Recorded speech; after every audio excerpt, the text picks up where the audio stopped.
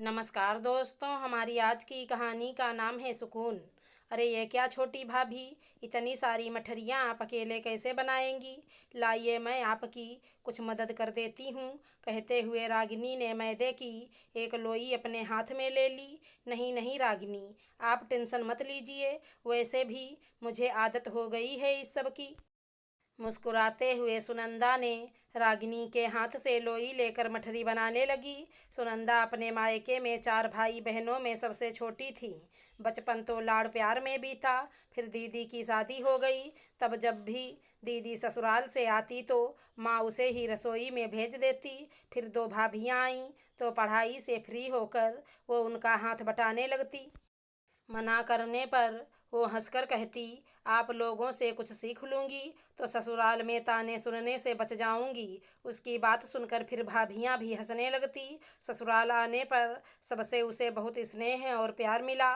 वो सबसे छोटी थी। उसकी सास और बड़ी दोनों जेठानियाँ उसे अपनी हथेली पर रखती थी।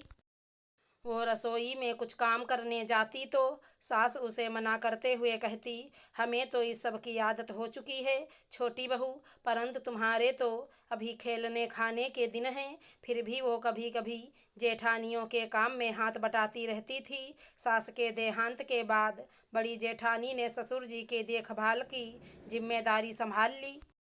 उन्हें समय पर दवा देने और उनके पैरों की मालिश करवाने के साथ साथ उन्हें सैर कराने की जिम्मेदारी भी वो बखूबी निभाती थी। तब रसोई का काम छोटी जेठानी और सुनंदा मिलकर करने लगीं।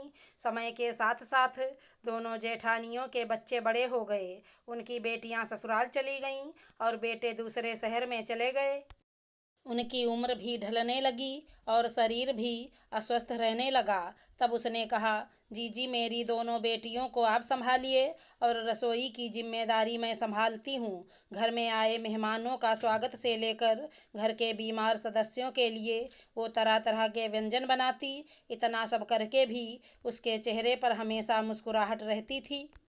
तभी से वो सबसे यही कहती कि आप टेंशन ना लें। रागिनी उसकी बुआ सास की बेटी थी जो अपनी भाभियों से मिलने आई थी। रागिनी को भी उसने यही कहा तो रागिनी ने चिंता जताई, लेकिन फिर भी भाभी सुनंदा उसे चाय का कप थमाते हुए बोली, आप चाय पीजिए, इधर आपकी चाय ख़त्म होगी और उधर मेरी मठरियाँ तैयार हो जाएंगी।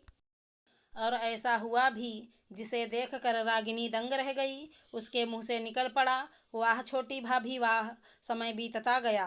उसकी दोनों बेटियां भी अपने ससुराल चली गईं। घर में 2 सुशील बहुएं आ गईं जो अपनी जिम्मेदारी बखूबी निभा रही थी। उसके बड़े जेठ जेठानी का स्वर्गवास हो गया। छोटे जेठ जेठानी भी अब अस्वस्थ रहने लगे थे। उसकी खुद की भी उम्र हो रही थी। घुटनों के दर्द से वो परेशान रहती थी, इसलिए अब रसोई में कम ही जाती थी। लेकिन फिक्र लगी रहती थी। अपने पति से कहती, हमने तो इतना बड़ा परिवार संभाल लिया, पता नहीं इन बच्चों से हो पाएगा भी या नहीं। जवाब में उसके पति मुस्कुरा देते।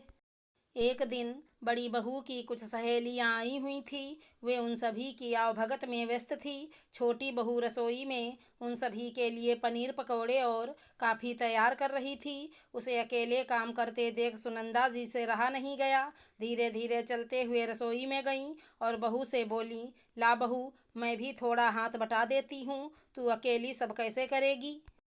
अरे माँ जी, आप टेंशन मत लीजिए, मैं सब कर लूँगी। वैसे भी मुझे आदत हो गई है इस सब की। पता है माँ जी, मेरे मायके में छोटी बहू बोलती जा रही थी और सुनंदा उसे एकटक निहारे जा रही थी। सोचने लगी, मैं बेकार में ही चिंता कर रही थी। हमारी दोनों बहुएं तो बहुत समझदार हैं। वो अपनी जिम्मेदारियों को निभाना बहुत अच्छी तरह से जानती हैं।